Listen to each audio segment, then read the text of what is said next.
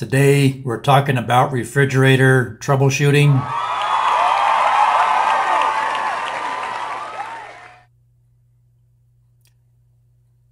There are many makes and models of refrigerators. Obviously I can't cover all of them in one video. So for this particular video, I'm working on a GE refrigerator. It's a model GFE26JSMAFSS. And just a quick disclaimer, this video is not a promotion for GE or any other brand or product or supplier or vendor, etc.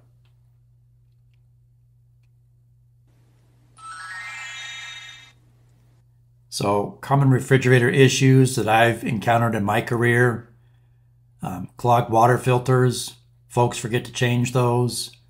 Dirty coils, those oftentimes get neglected. You have the fan running and it sucks dog hair and dust and dirt underneath that refrigerator and clogs up the coils. Failed evaporator fan motor and or condenser fan motor. Failed ice dispenser, failed water solenoid valve, failed temp sensor, also called a thermistor, failed defroster and or defrost board, failed compressor, run capacitor, and or overload for the compressor. Now again, we're just talking about some common issues. You can have other issues. For example, your PC board can fail, the compressor itself can fail, etc. We're not going to cover every single thing that can possibly go wrong with a refrigerator. That would make this video way too long. Again, just the common things. So troubleshooting steps. Is the refrigerator plugged in? Does the receptacle that the fridge is plugged into have power? Is the temperature on the refrigerator and the freezer set to the proper temp setting? Is the water valve open or closed that supplies water to the ice maker and to the water dispenser? Again, is the water filter clogged? And is the ice maker switch turned on inside the freezer? Sometimes I'll have customers that will complain their ice maker isn't making ice. You'll go to their house and the on-off switch for the ice maker is turned off. Easy fix. Again, are the coils dirty? Are the vents inside the refrigerator and or the freezer, blocked with food where you can't get proper adequate airflow through the refrigerator? Is the evaporator coil iced up, which would suggest possible issue with your defroster or the defrost board or the thermistor? Can you hear the compressor kick on? How do the refrigerant lines feel when the compressor does kick on? Does it stay on? Do the refrigerant lines feel hot or cold? Can you hear and see the evaporator fan running, the condenser fan running, and in the case of this particular model refrigerator, it also has a blower fan. Is the fridge still under the manufacturer's warranty period? So if you go out to troubleshoot a refrigerator, especially on a brand new house or a house that has a brand new refrigerator, you may accidentally void that warranty if you start tearing into it and taking parts off and troubleshooting it. So just keep that in mind. Wow.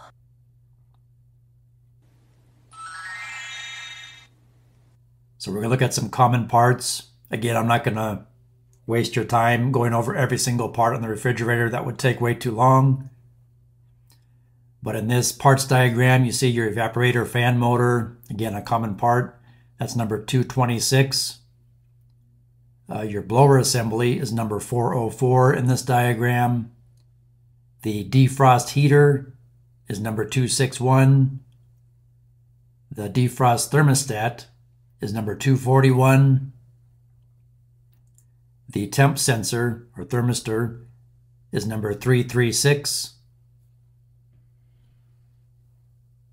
And again, these parts on this refrigerator are down in the freezer section. And just for clarification, item number 228 in this diagram, that's your evaporator coil.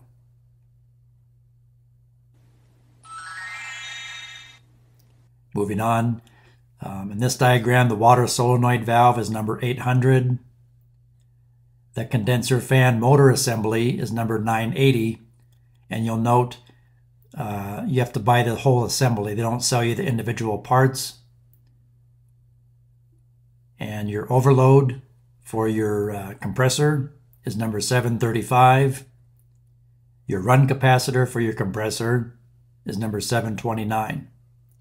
Again, common parts that fail. And this you'll access down behind the refrigerator towards the back, in the back.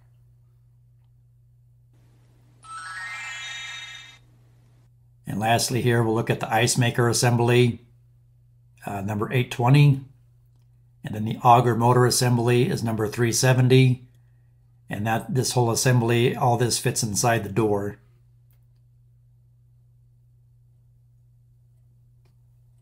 Regarding the water filter, it is located in the upper right-hand corner inside the refrigerator. You see there's two little plastic tabs. You gently squeeze on and pull down on that cover. Then the filter you gently pull down on and twist and pull out. You do not have to turn the water off to change the filter on this refrigerator. And again, this is not a promotion for discount filters, but you don't have to buy the more expensive GE brand water filter. There are other off brands you can buy.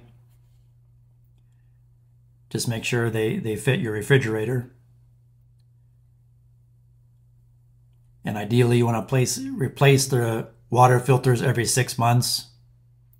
And when you install your new water filter, make sure you run, a couple glasses of water first and dump the water out in the sink, because you're going to have some granular activated carbon dust that comes out. That's normal, but obviously you don't want to drink that, so just dump the first few glasses of water out.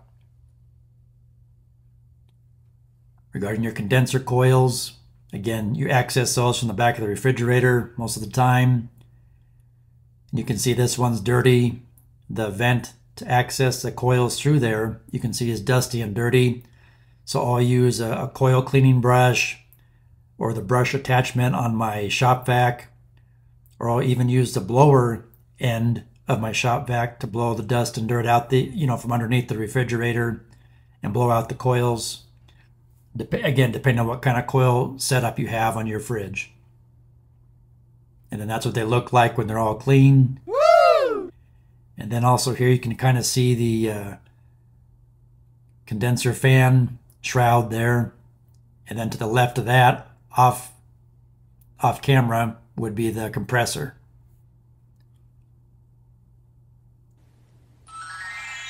I hope this information helps.